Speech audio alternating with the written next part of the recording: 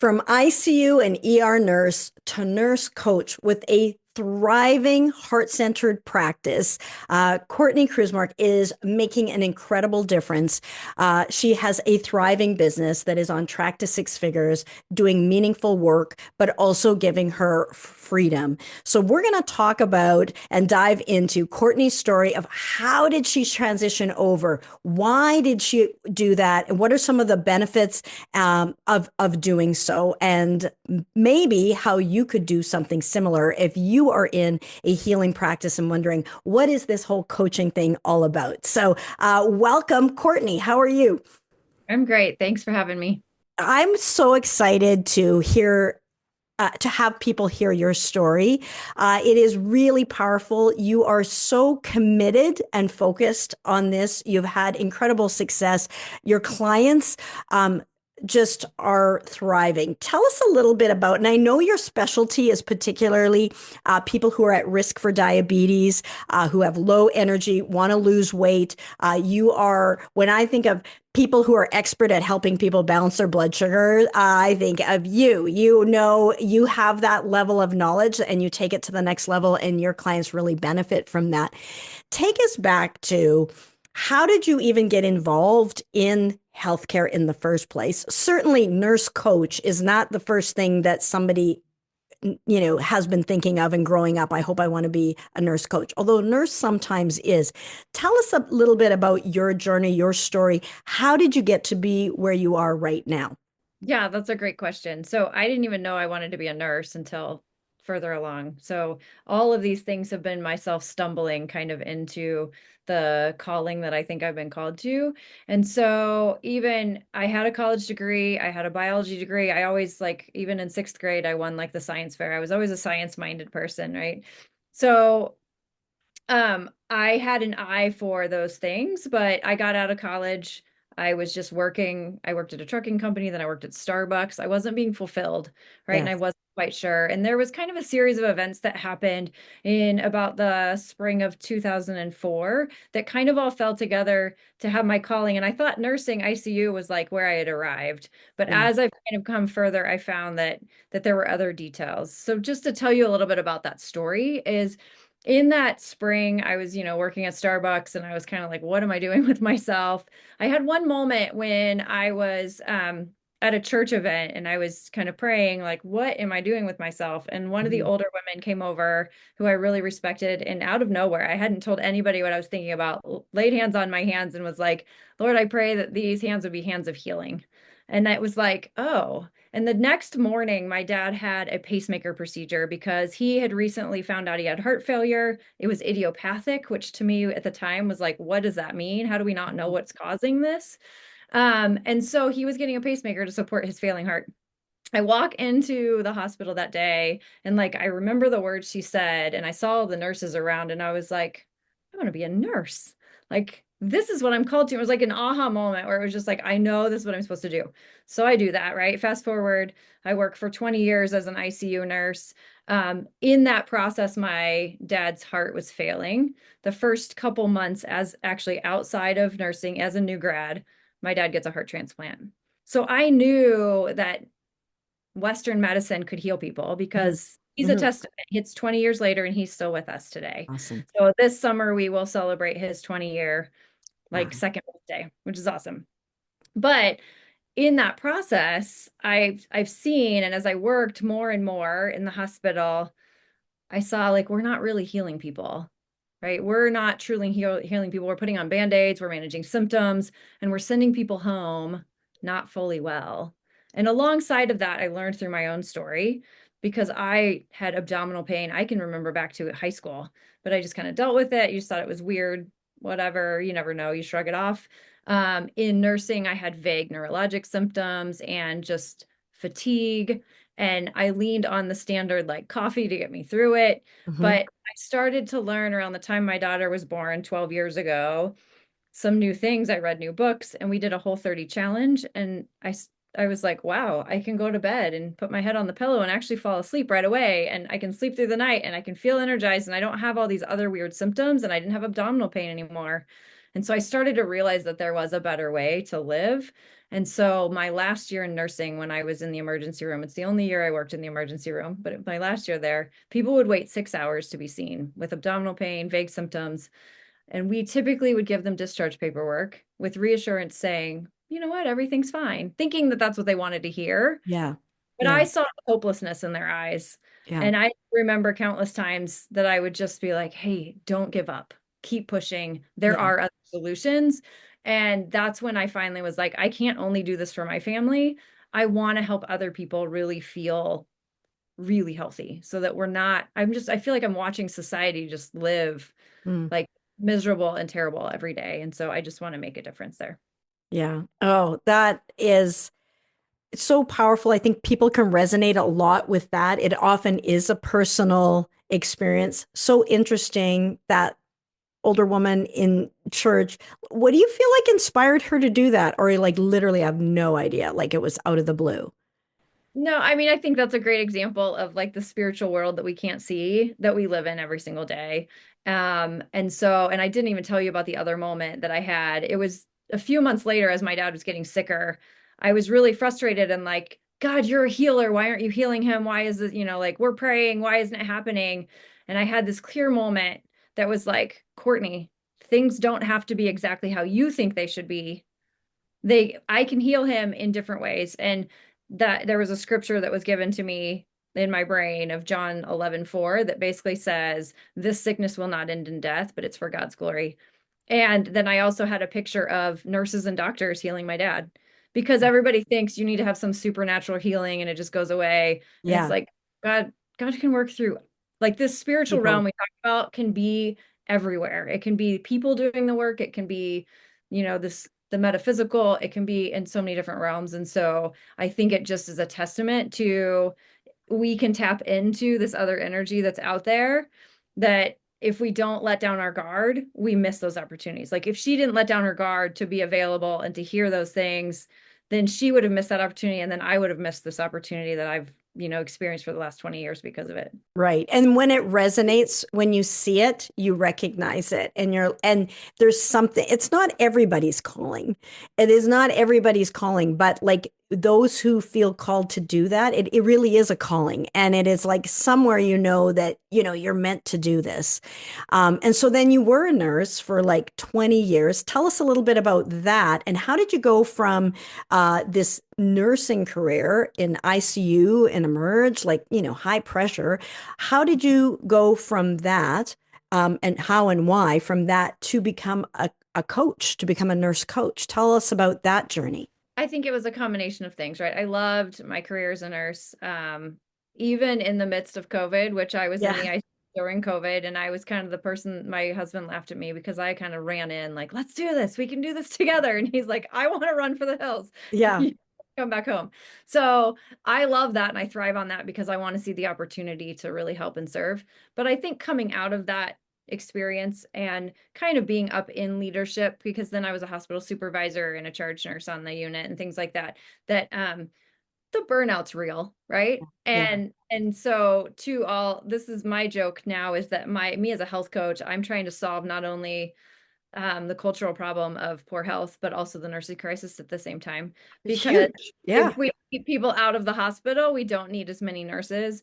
But I'm sure it was a combination of the knowledge I was gaining about my own personal health and how I felt like there was a better solution of getting to the root cause and really seeing why people were feeling this way. So it was my own personal burnout of like, what else can I do to do this? And then just the timing of we moved from Denver, Colorado to Kansas City, Missouri, around that same transition time. So after we moved is when I started to think about these other things. And then I had that experience in the emergency room where I kept seeing these patients. In the ICU, you can be very isolated because you're keeping Mhm. people, and that's what you do. Yeah. In the ER, you're sending everybody home. Yeah. They're still living with these symptoms. And so that's, I think, what the trigger was for me to be like, hey, these people are living at home feeling this terrible. How do I help them? And so then I added to the functional medicine knowledge that I had and training. I did do a training in functional medicine for nurses as well. And then I also got certified as a nurse coach. And before I didn't even know that nurse coaches existed. Right. It's a fairly new paradigm in nursing probably within the last 10 to 12 years. Mhm. So Yeah, I love that. I think that's similar to me, where I was a medical doctor for 25 years, and then to help people, be healthy, get, live their longest, healthiest, happiest lives. But then as a diagnostic radiologist, and I remember three patients in particular, um, where I'm like, this just does not, I mean, it was overwhelming. It was every patient, but three in particular where I'm like, this just does not need to be this way. One girl, she was just like 20 years old. And she couldn't lie flat on the bed for her ultrasound. And she had a Slurpee and she was diabetic and she just didn't feel right unless her sugars were sky high. Like it just didn't feel good if her sugars were anywhere normal. So she just kept having the sugar and she couldn't lie flat for her ultrasound because her heart couldn't take it. And I'm like, my heart can't take this anymore. Like this young girl, this does not, none of this needed to happen. And me here taking pictures, that's where I'm like, I no longer am satisfied with being the official photographer of disease and destruction. Like, this is not okay. I am missing my family. I am missing all the tuck ins at night. We are going through a treadmill and we're churning and burning through patients before, bing, nothing we can do for you, send you home. And same with the staff. Like we were churning and burning through ultrasound techs and nurses, and that they were all running around like crazy. And where are we going? So yes, I also agree with you. Like there is absolutely a role for traditional medicine. My heart stops, put the paddles to me. But there is so much we can do on the front end to prevent that, which I agree prevents the nursing crisis, prevents that, but and then prevents human suffering.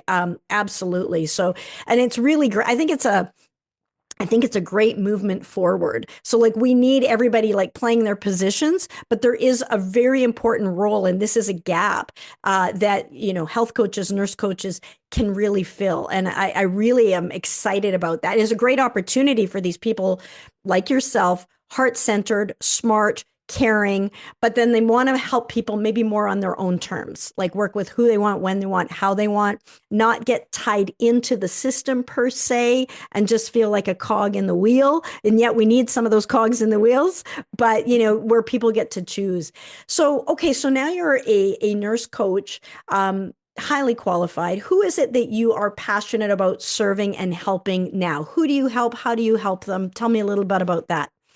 yeah, it's kind of been a journey for me, but I keep getting drawn back to helping people at risk for diabetes. And I don't know if it ties back to my dad's story too, because I have more recently helped him with that as well. But I help people with diabetes to lose weight, to stop the sugar cravings, to really regain energy so they can feel their absolute best every day.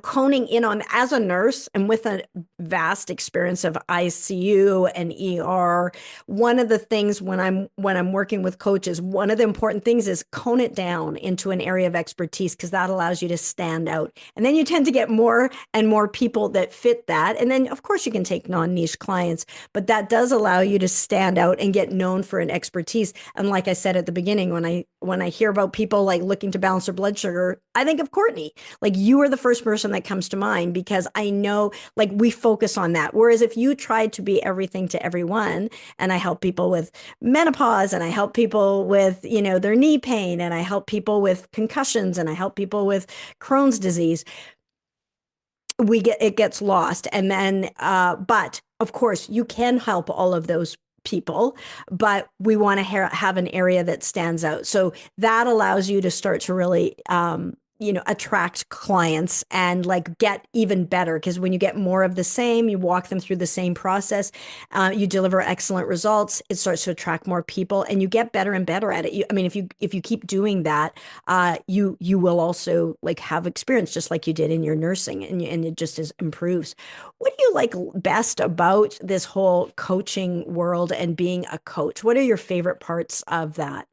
I think seeing kind of those aha moments with people. So what you were just talking about, it's funny why I think I've been drawn to this niche is because as an ICU nurse, I like data. I like to see numbers. I used Yes. to laugh and joke with people because they'd be like, "Oh, good, we have a nurse on our school trip." And I'm like, "I'm useless. I don't have a monitor to tell me what's going on." Yeah. So I'm finding that same thing in my nurse coaching.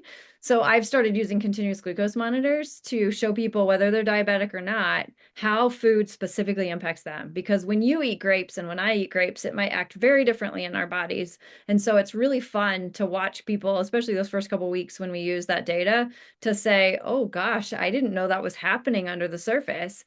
And it's very easy then to understand the why when you Mhm. see that information, right? And even if you don't use things like continuous glucose monitors to have true data, you start to teach people how to listen to their body. And that gives them that same aha moment of like, wow, I didn't realize when I ate gluten, that's why I had a headache later in the day, or Yeah. that's why, oh my gosh, by 2 o'clock, I can't keep my eyes open, or whatever it is, or my hands were swollen. Those are the things that they start to connect in until you like start to really look at every little thing you put in your body and how you feel along the way. You don't have that awareness because we're living lives very distracted Hmm. and Hmm. and very unattentive to ourselves. So until you slow down enough to actually be present in your own life, then you don't even realize those things are going on. Yeah, I love how you blend the best of science with the best of like that art, spirit. So it is really a blend. I know you talk about the three-legged stool of body, mind, spirit, and really that's but also art and science together, heart and head as well, like all of it holistically. And I think that's such a great example of that. And people are getting that blend, the blend of what it is that you do. I think the other thing that's really helpful is I know that you are, we're doing this interview now, and we so appreciate you sharing your story and taking the time to do that for other coaches or nurses who are contemplating becoming a coach. And like, what does this look like? Is this, you will be that person, just like that woman who put you hope these hands are for healing. You will be that one who gives someone an example of, hey, wait a minute. You mean I could be a nurse coach. Like I could do that kind of work. I could create my own business, my own practice, holistically, heart centered, make a difference. Right now, you have a hard stop coming up on the clock. And we were just talking about how that's such a blessing to be your own boss, to have your own schedule, not have to ask for time off, not have to rearrange shifts and all that kind of stuff. Tell us a little bit about some of the benefits of being a coach from that, from a family, from a mother standpoint. Yeah, it's this year especially has been a tremendous eye opener to how beneficial it is. Hmm. Um, just because I do have two children that, they can sometimes be on their own, but they're not quite old enough to be completely responsible for themselves. And my husband travels for work and whatnot. And so the 12-hour shifts were kind of hard at times because I'm gone all day. I don't see my kids at all if they're already in bed and whatnot. And so this way I can see my kids every single day. And then, like you said, right now we have a family emergency, and 2 weeks ago I had to, on a Tuesday, just jump in the car and start driving, and I called my parents and I was like, go hang out with my children because I gotta go. And I was able to drive halfway there, stop, and on the roadside have a call with one of my clients, and then get back in the car and keep going, so I can still serve people, but I can still serve my family very deeply. And then this last winter, for some reason, we had more snow days than I've ever experienced. I think we had 10 or 12 snow days, and I didn't have to call in sick to work. So I didn't have to let down my peers, which is a really hard thing to do when Mm. you're a nurse. Mhm. Yeah, you have to support your kids too. So it's a pick. You feel like you're kind of picking between which is the worst evil. This way I didn't have to pick. I could still meet my clients. I could still do things. And it probably actually taught my kids some skills to say, hey, mom's here to keep you safe, but you can be responsible because you're old enough to do things like make lunch for yourself and whatever. I don't have to cater to you all the time. So it's been a great learning thing for them. And it's been awesome for me to be able to be here and not feel like I have to like make a choice between two hard choices. Yeah. Yeah, like being able, it takes a bit. These coaching practices don't happen by default. It's not like you're like, okay, I decided I'm going to be a coach. And like at the hospital, yes, you decide to be a nurse, you show up at the hospital, you got to have patients. There are going to be a lot of them. You're going to be kept busy. As a coach, it's different. And so it's a little bit of a different skill set that we have to do, a little bit of a different foundation that we have to create. But it is so worth it to create that because you get to work with who you want, when you want, how you want, where you want. And I think, one of my, that when my dad had his fatal stroke that they said he couldn't survive, I was already a coach and no longer working as a doctor, but I had been a radiologist. And so I was able to drop everything, take a one-way ticket home to see him. And my commitment was, I'm not leaving there until he walks out. Now, they said he wasn't going to walk out, but what actually happened, and again, pulling from my holistic health background, he walked out of there on his own 2 feet in 35 days back home with my mom and lived an additional 8 years. He just passed in November at home with my mom, with the family by his side, peacefully. It's kind of what people hope for, right? Like not in a hospital, not on medications, not no trauma, drama, and none of that. Um, and so if I'd have been a doctor, I would not have been able to be by his bedside the whole time. And as healers, like we also want to care for, and caregivers, we also want to care for our people too, our loved ones, our children, our parents, our siblings, friends. We want to care for them also. And I know as a doctor, I could not do that. And so, like, I missed out a tremendous amount. Like, I missed, my son got athlete of the year. I missed it. I was at work. I missed those amazing events that my kids were a part of because I was at work. And the 12 hours, like shifts, like you're saying, like I just wanted to tuck my kids in. And so it's a tremendous opportunity because we all know our lives are going to have these things. We are going to have things where we get called away. Hopefully fewer and far between, but it happens for everybody. Nobody gets through this life unscathed. So it's really nice to be able to have the freedom not to have to choose between, earning income and being with family. Like you can do both. And so it's worth setting that up. And once you like are living into it, you're like, this is just the best. It is the best way to like do work that satisfies your soul. It's so good. What's something that you would say that you've learned from working with your clients? So you get like up close and personal with them. What are some things that you'd say that you've been like aha messages from your experience so far? That's a great question. I would say we all need to push ourselves a little harder. And I've learned through this process about myself and like what things I allow to hold me back. But that's really my job as a coach is to really just help people identify what's holding them back. Yeah. And so what I've learned in that moment is how to not be too hard, but yet be hard at the same time, right? Like push you a little bit, but not to the point where you're just so overwhelmed that it's too big, but yet believing in yourself that, you know what, I don't need XYZ, whatever it is you're holding on to. I don't need that to complete me.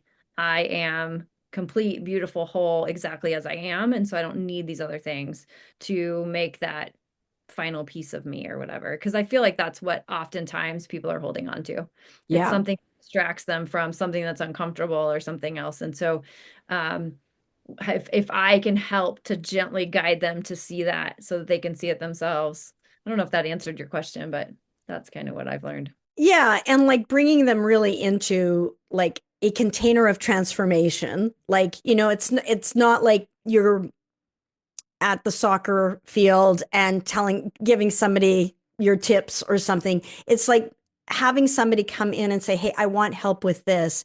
And then being willing to break through. Like when somebody's going from caterpillar to butterfly, I see your blue butterfly behind you. When somebody is going from caterpillar to butterfly, when they're in that tight cocoon, it gets uncomfortable. And to be willing to hold the space for somebody to you know, open their eyes to those hard truths and make some decisions. Like when I act and eat and behave this way, I get these results.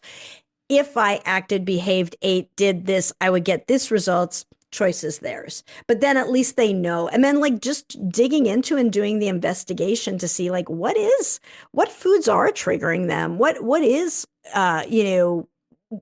good for them and not good for them. I think you mentioned being, I guess, a lot of times as I'm going to say healers, but I'm going to say also as women, just I know it's a stereotype. We like to be nice and we like to be kind and we like to for people to like us. But sometimes what they're paying you for is not to just say, "Oh, sure, do whatever you want." "Oh, come on, girlfriend, let's go for the wine. Let's do the cookies. It's all good. It doesn't matter. You only live once." Well, it's going to be short. So fine. But just knowing that like your choices make a difference and being willing to have the hard conversations, the tough conversations, and take a stand from a place of love. Maybe it's a little tough love for them to be able to see that. And I think one of the things you were mentioning once was like elimination diets and how it's really helpful to see like what is going on. Like your business is under the hood wellness, right? So like you really like to get in under the hood and say, let's see what's going on. And so my husband and father were mechanics. So like I appreciate the analogy of under the hood wellness. Tell us a little bit about that, like about how um how you hold that space for people so that they're not staying stuck in the default pattern and we're not afraid to just, have those tough conversations with people. Yeah, that's absolutely an area of growth for myself that I can continue to grow in. But I find what I'm learning is that, like, I'm not actually acting in love if I don't ask the questions. Yeah. Because I find out later from people that they're like, I wish you would have pushed me a little harder. I wish you would have done. And my niceness and trying to be like kind and, oh, I don't want to upset you actually is not acting in love. So I think you maybe taught us this. And when we were talking about the love elevator, how courage is at the very top of the fear elevator, but willingness is at the top of, or I mean, at the bottom of the love elevator. And so those things sound very similar, but yet there's just that subtle Mhm. difference. And so if I can lean into willingness to maybe they won't like me when I ask this question, maybe whatever, but I'm willing to do this because it's an act of love and service to them versus I have to have the courage to like say something that might upset them. That's kind of me just acting in fear and trying to overcome fear. So if I Yes. can see it and switch my perspective to whatever it is that I'm doing in service to this person, Yeah. if they get mad at me, it's kind of on them, right? It's kind of if I Mhm. know that I'm doing things out of love and it hits a button for them, is that more like, hey, why did that trigger you?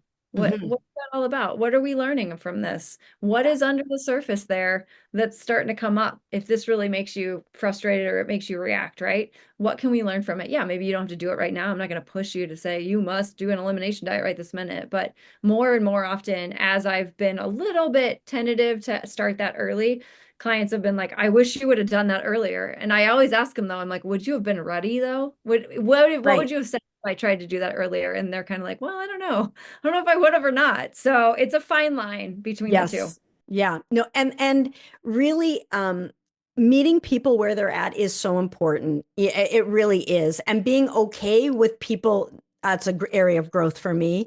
Because I can see how close they are. I want it for them more than they want it and they don't believe it and I know they can do it. And it is really allowing, meeting them where they're at and having it be okay if they're not ready yet. And just know that, sooner or later or not, when they're ready, they're going to be ready. But still, always leading with love, having that opportunity if they are wanting to make those changes. And if anybody's wondering, like, what is she talking about, the love elevator? I'll put a link to my book below. It was Six Figure Health Coach, and it goes into on one of these pages here about the love elevator and how that helps not only you create a six-figure practice, how that's really important, and but also how your clients can get great results. And that love elevator is a tool that I use that was born out of that experience with my dad when he was in the hospital and they said he couldn't survive. And then when he did, I like reverse engineered, okay, how was it? What is it that I did? And it was really about getting into what we call the love elevator as opposed to the fear elevator. And so take a look. You'll have that link below that you can have a check there. And I think it's really important to just, as you said, meet people where they're at. one of the things that because you've had so much experience, Courtney, and so as somebody who was a nurse for 20 years in ICU, ER, like right there on the front lines, and now as a nurse coach with a thriving practice who is specializing in helping especially women at risk for diabetes lose weight, get their energy back, and like deal with this history of diabetes. What would you say are some of the biggest myths when it comes to people who have diabetes or who are looking to lose weight? Mhm. I'd say there's a couple with that. First and foremost, the myth that diabetes is just a chronic progressive disease. I think that's bogus. I think that diabetes is absolutely a diet and lifestyle situation. And my dad is a prime example of that. He has had diabetes since before his heart transplant. Never really addressed it. He's still not on insulin, luckily, but on 3 medications. Finally, this last year, I convinced him to help to work with me.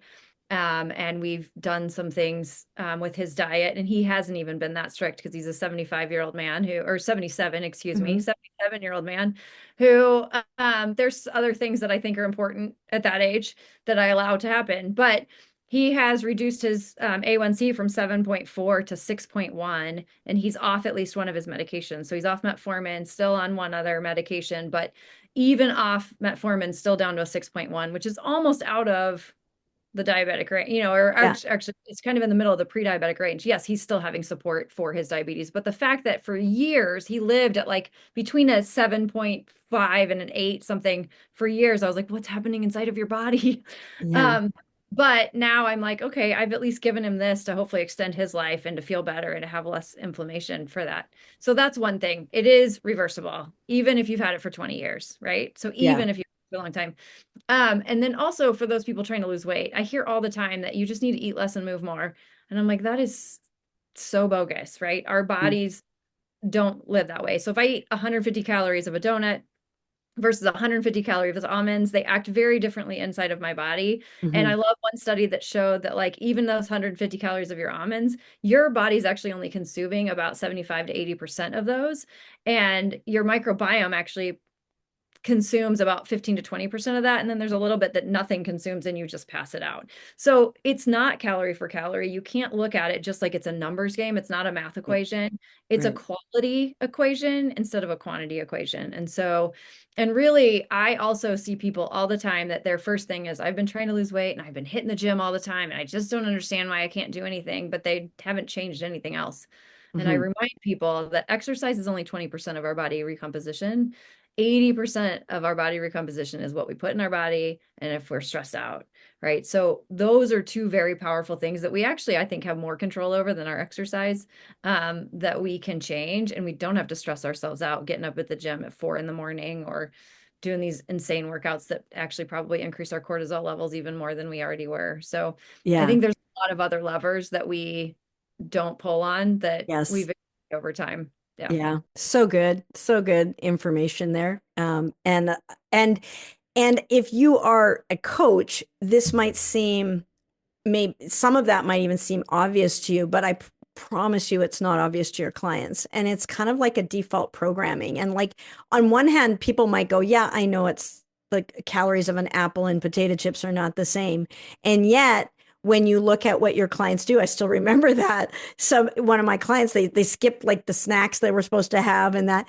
And so they just replaced it with the same number of calories. So even though they might verbalize, they're not internalizing that message. And that is where they self sabotage themselves, or they'll think they'll just run on the treadmill or something like that to wear off whatever they, indiscretion they had. And that's not how it works either. So, yeah, really important to have all of those aspects.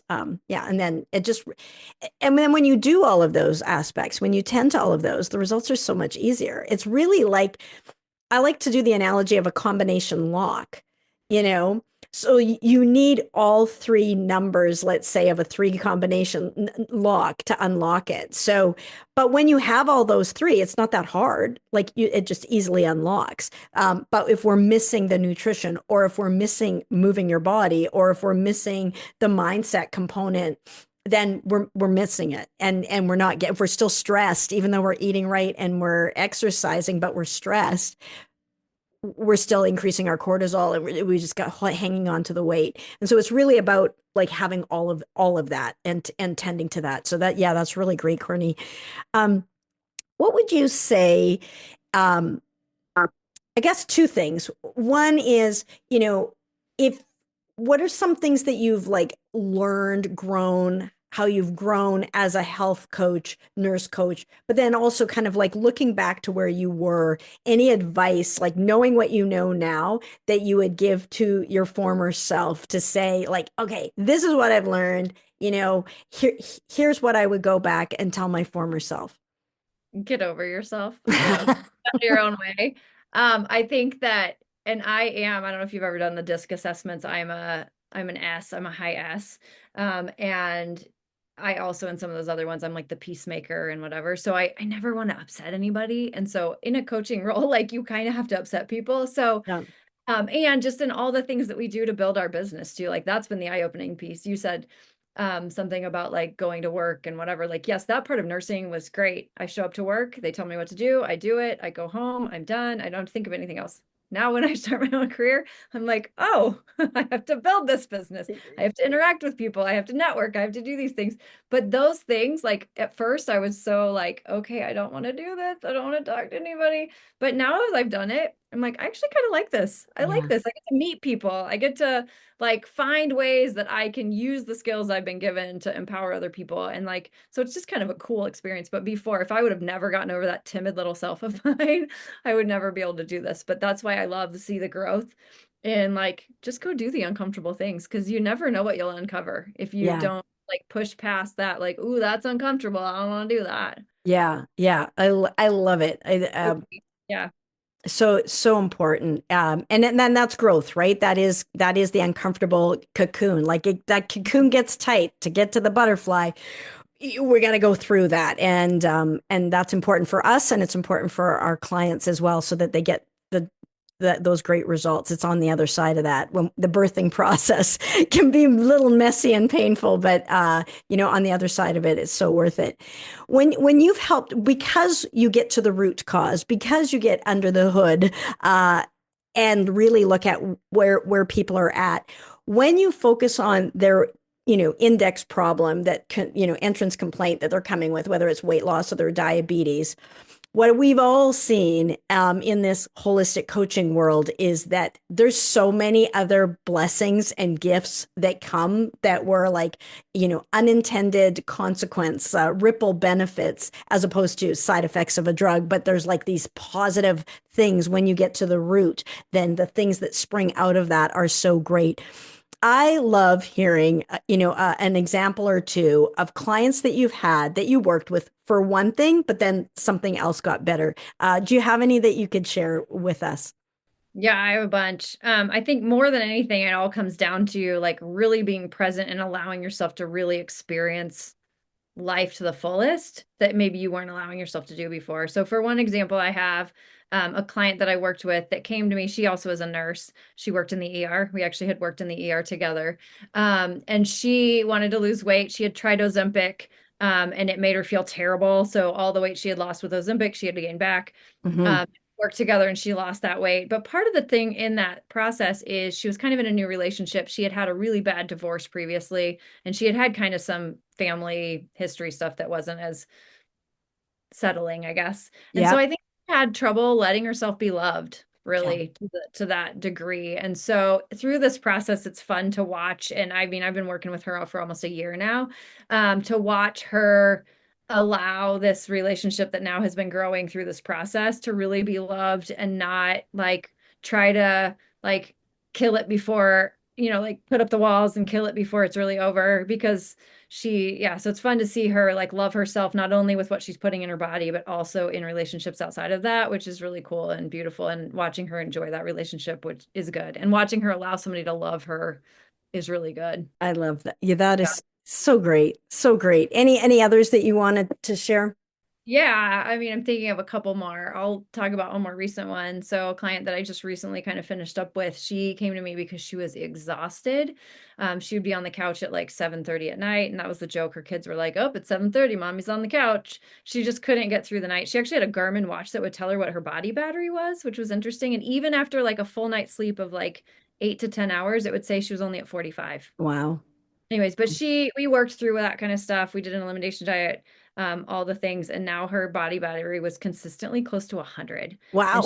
her sleep score was like really, really high all the time too. And I was like, wow, this is incredible. And she was like, I did not know I could feel this way. And then she's the one that won't, she's like, you got to talk to people about the low libido. You really got to talk about that because I didn't realize how bad it was. She's like, but now I actually want to have sex all the time. Like, so it's like Yeah. her little side benefit she wasn't even looking for was that she now is like, wow, I have a libido again. This is fun, exciting. And anyway, she never brought it up. That's not why she came to me. It wasn't any of those things, but it's a nice little benefit. And I remember at IIN and when we were becoming health coaches, and there'd be all of these people, and as people were becoming health coaches, they were also getting healthier, and that was one of the things that would eh, all the time come out as one of those benefits that people had noticed. It wasn't unspoken. Nobody wanted to admit they didn't have a high libido, and yet it was one of the benefits that it benefits everybody. And when you improve your hormones, when you improve your health, when you improve your energy, if you're exhausted, you're exhausted, right? If you're in pain, you're in pain. I mean, those things alone, but even more than that, like really getting somebody healthy in all ways, it's just tremendous. I mean, I've seen people get promotions, or they thought they were getting healthy, but their spouse also went on the walks and ate the food, and their pain went away and got healthy as well. Like amazing, amazing benefits. So good. Yeah. I love that. It's one of the really great benefits of somebody going through someone's coaching practice that has an approach like yours, for example, is like, this benefits not just that person, but their entire family. They're better role models for their kids. Their kids are healthier, their friends are healthier, their income often goes up because they get promoted, they have more. It's just a win-win all the way around. And it's just really so worth it. So worth it. I love that.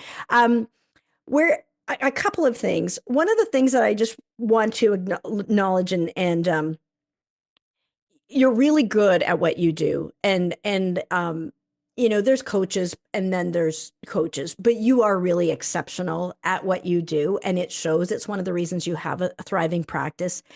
Um, and one of the reasons you have a thriving practice, it also comes round to who you let in and who you don't let in, and having those tough conversations, like having the tough conversations when you're with the client, but even before. And I know recently there was somebody who needs your help. She needs your help. If she did your program, she would benefit from your help. But if we're really going to lead with love, we want to handle that conversation. I call this whole process carrying eggs. And it's like a higher level of service.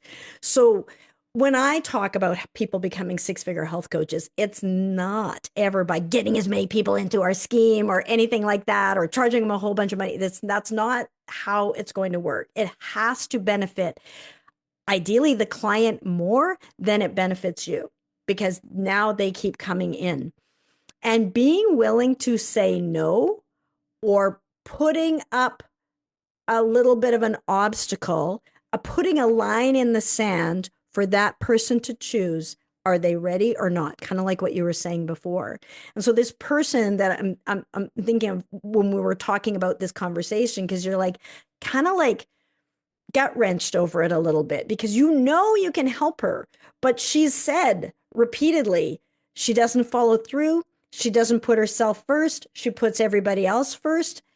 And when we have a question on our scripts that I say, or like our format or a framework for handling these conversations with love, is like, on a scale of 1 to 10, you know, with one being, you stay right now where you are, and that's totally fine. Like if in a year from now you're where you are right now, that's good.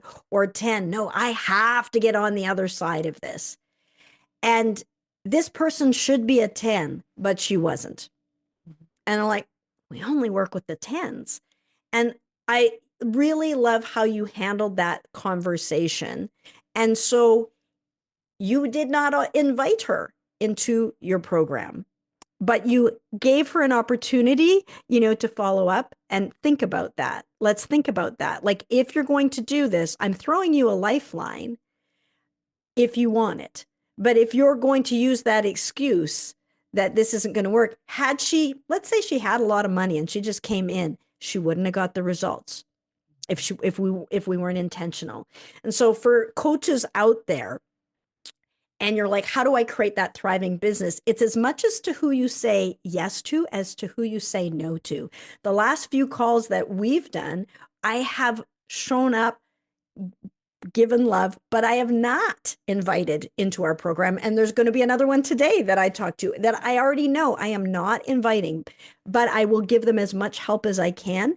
But they're not ready. They're not all in. That doesn't mean forever, but right now. And I really want to commend you for that, because so many people will go, Pulse credit card, let's go. They need it. I could help them. Let's do it. And it's almost like dating.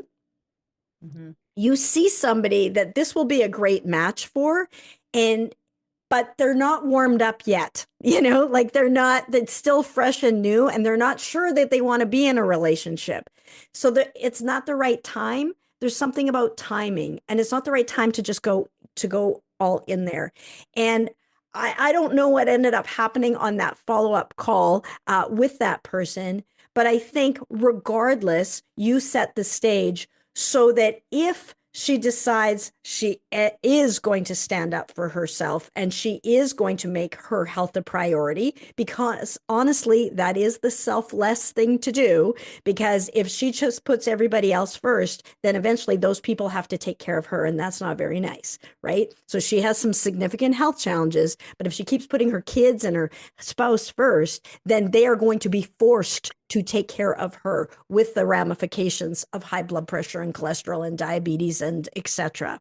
And so the nice loving thing for that person to do is to take care of themselves so that they can be there for their family. And it's a thing that gets missed a lot. And just a public service announcement, especially for women who are putting themselves, who think it is a nice thing to do to put other people first. And that is people pleasing in the nth degree. And the way that you, with love, gently, not called her out, but like highlighted, like, hey, we're not going to take the next step unless you're like, I'm all in and committed. So when she does say yes, slam dunk, you're finally going to be able to help her. But if she'd have gone in without that, she won't. Or if you'd have offered it without doing that conversation, she'll say, I can't afford it. Because she already knows she's not going to follow through. And so, of course, she can't afford to pay money to get zero results. And so, if you're a health coach and you're like, gosh, I never thought of those details, I've got a video up here on how to transform your sales calls. We kind of go into that. But anything that you want to add, Courtney, about like really like making sure people are a 10 out of 10 and are ripe for change before you actually go ahead and invite them in? Absolutely. Yeah. I mean, I definitely, at the beginning, when you're starting your nurse coaching or health coaching or whatever kind of coaching you're doing career, you are sort of desperate, right? And so you have to move past that desperation Yeah. into an act of service and love. And so I know I took clients at the beginning that weren't really, they were probably more like a 7 out of 10.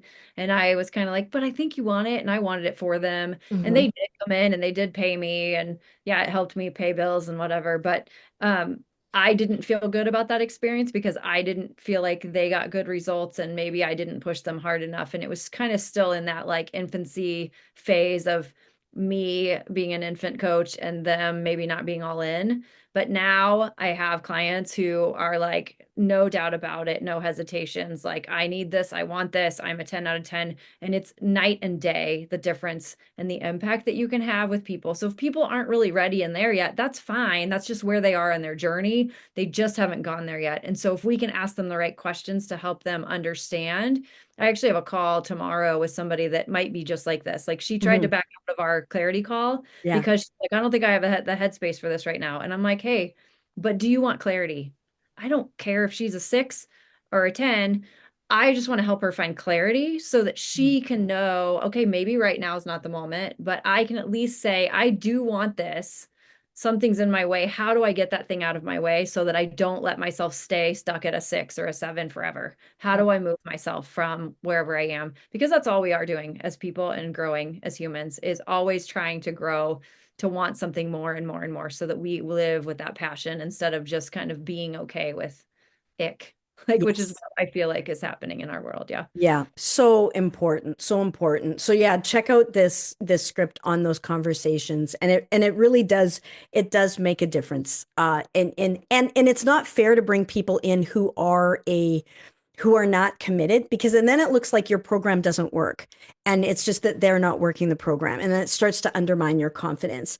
And that's why Courtney is on track to 6 figures. It has as much to do with who she says no to, but it's also a win-win, because then her clients actually do get excellent results, and then they tell 2 friends, and so on and so on. So it makes your marketing a whole lot easier. You get referrals and you get momentum, but the client also saves money, because if the client's on blood pressure meds and diabetes meds for the rest of their lives, like just look down that road. That is an expensive, painful road. Like, diabetes leads to amputations, poor wound healing, like kidney failure, blindness. It's not pretty.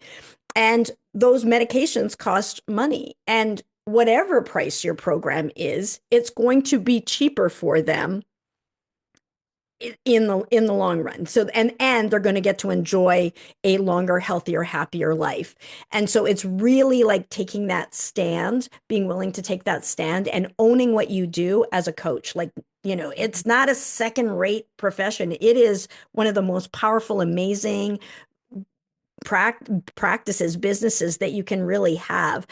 Most people don't know it exists yet, but we have coaches that are making more than doctors out there, and I know because I was a doctor, and but leading a much better lifestyle. So it's a phenomenal opportunity. It doesn't happen by default. We've got some resources there. Grab the books. Happy to provide that for free. And if you have comments or questions, feel free to put that in the comments below. If you want to access Courtney, if you have questions for Courtney, Courtney, how can they reach you? Yeah, I've got a couple of ways you could reach me. I've got my website underthehoodwellness.com. And if anybody ever wants to talk, whether you're looking for coaching or even if you're a nurse looking to connect with new opportunities in the nurse coaching space, I'm happy to guide you. You can just click on there and have a discovery call with me. It's just a quick 10-15 minute call. I'd love to talk to you, whether it be about your health goals or you just as nurses. I'm passionate about helping nurses be even better humans, whether that be for themselves personally or for this world. So I'd be happy to talk with you there. Or you can find me on Instagram. It's under my name, Courtney Cruzmark, on Instagram as well. Awesome. Awesome. Well, it was been absolutely lovely to chat with you, Courtney. You're doing incredible work in the world. It's the next stage of evolution of your practice. You're bringing all of you. It's fulfilling. And it's just an amazing example of what health coaching, nurse coaching can really look like. And I hope you, our audience, got some benefit from that. And feel free to check out this next video for your journey. With that, have a fantastic week. And of course, be good for you.